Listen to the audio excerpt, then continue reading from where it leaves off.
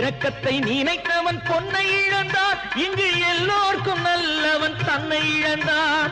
எல்லோர்க்கும் நல்லவன் தன்னை இழந்தான். கடவுள் ஏன் கல்லானா? மனம் கல்லாய் போன மனிதர்களாலே.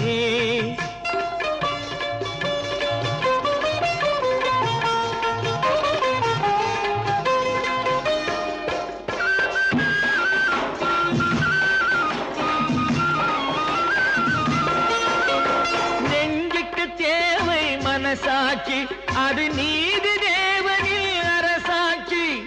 நெஞ்சுக்கு தேவை மனசாட்சி அது நீதி தேவனில் அரசாட்சி.